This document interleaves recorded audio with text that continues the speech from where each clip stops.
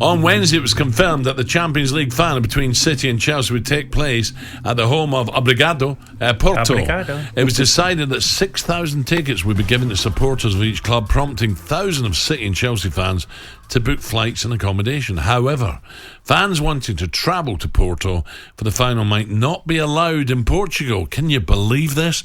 The country's lockdown looks set to be extended until the 30th of May, the day after the final. What a joke this is. Trev, what do you make of this? Well, it's a joke. We talk about UEFA, and UEFA want to give the game of football back to the fans. So why not? Why are they not playing this game at Wembley?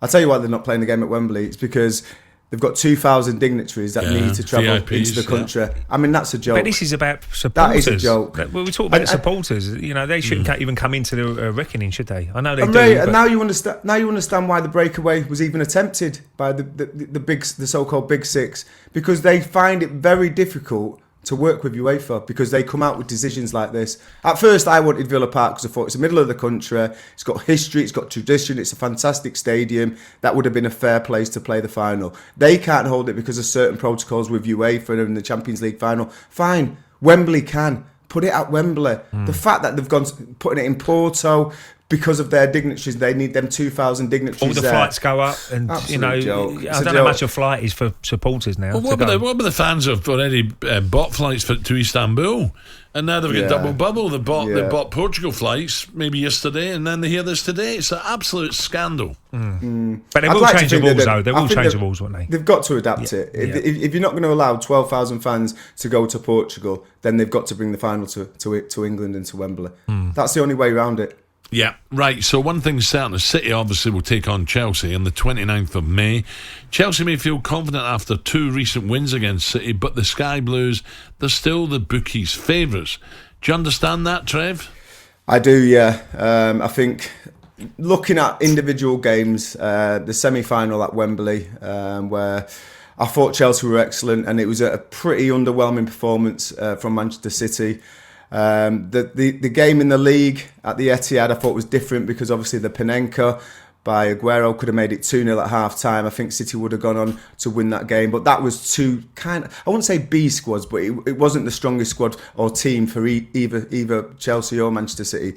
Going into the final, I think both teams are going to field their strongest side, obviously, and I just think that Manchester City are going to have too much for them. I think it's going to be a great game, and there's plenty of jeopardy in it for Manchester City. You talk about the Panenka penalty, Trev. Ray, do you expect Aguero to play in the final? No, I don't think he'll play in the final. He'll go with a team that's got him there.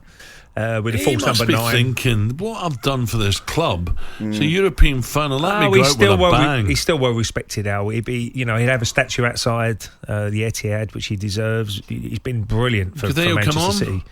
Maybe come on, yeah. I'd play him, me. I'd play him, yes. I just think they'd go with a false number. Trevor knows more than me the team tactics, but I think what they've done so far, they'll have Foden, Mahrez, De Bruyne coming off, and that midfield is so strong, isn't it? Yeah. If you look at who they've got in now, Fernandinho probably will play, wouldn't he? Trevor, or not? Yeah, I think just with his experience over Rodri, yeah, I think he goes in there and he does a job. I think sentiment goes out the window for Pep, especially in finals. It's not about playing plays to keep him happy. He's going to reward the players that have done the most for him this season. And for me, that obviously because of Aguero's injury, Aguero doesn't come into the conversation. I'd like to see him play against Everton in the last game of the season. It'd be a great way for the fans who are allowed in the stadium to say goodbye. It's the trophy lift. It will be his last performance and appearance for Manchester City at the Etihad. So I'd love him to score there.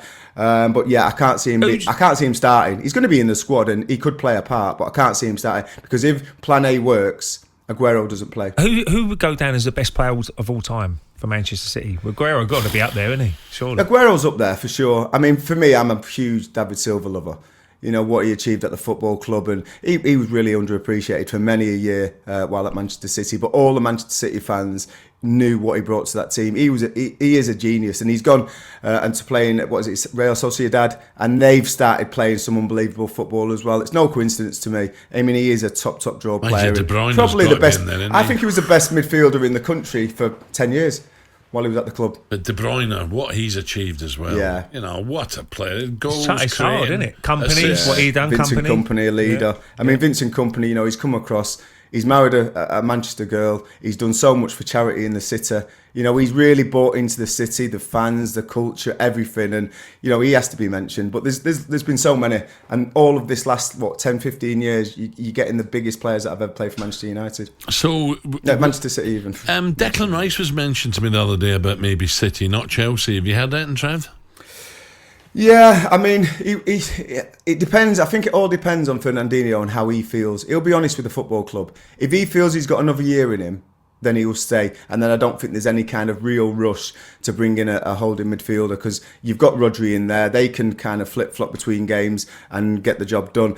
I think if Fernandinho wants to leave and he decides to go either back to Brazil or to wherever he wants to play, maybe a slightly lesser standard, I think then Declan Rice would certainly be on the on Is the that a bit of a gamble though, Trev? Because you know that maybe Chelsea come in this summer, and if you miss out on him, it is. He's a bit of a gamble waiting on one player to say. It is, and it depends how much he's going to cost as well. I mean, I think that the figures that are being quoted are 80 million up.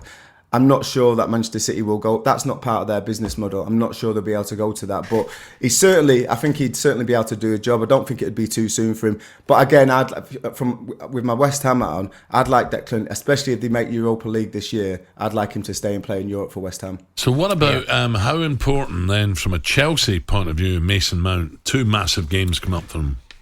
Huge games, and I think they've put them. I mean, Thomas Tuchel just touched on it a little bit. They've took the finger off the pulse a little bit. That result against Arsenal has changed things massively because of the Leicester result against Manchester United, because of the Liverpool result against Manchester United. All of a sudden, Chelsea have got to win their last 2 league games, plus they've got a cup final this weekend. So all of a sudden, I think it'll play on the players' minds. They've got to win 3 games to win the FA Cup, to make the top 4. They could pick up injuries because they've got to play the full squad, and they're going into that game, that Champions League final. They might be fatigued. They might have players missing through injury. I think Thomas Tuchel's really had one. Ray? Yeah, no, I look at Mason Mount. He's been superb, hasn't he? And there's a bit in the paper today. Dennis Wise, who's an absolute legend at Chelsea, saying Mason Mount should be captain.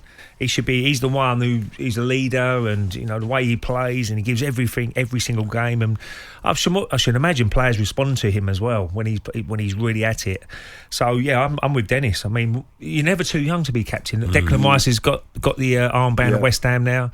I played with Tony Adams, who got it at a very young age at Arsenal. So if you're good enough and you've got leader qualities, give it to him. Yeah. If he's going to be a Chelsea legend going forward and be there for many years, he's a perfect candidate Is he vocal enough, Ray? Is he vocal enough? Because I don't know him, but I see him doing by actions. I see his performances. That speaks volumes for me. But is he vocal enough and mature enough in that way to be captain of Chelsea? The manager would know that.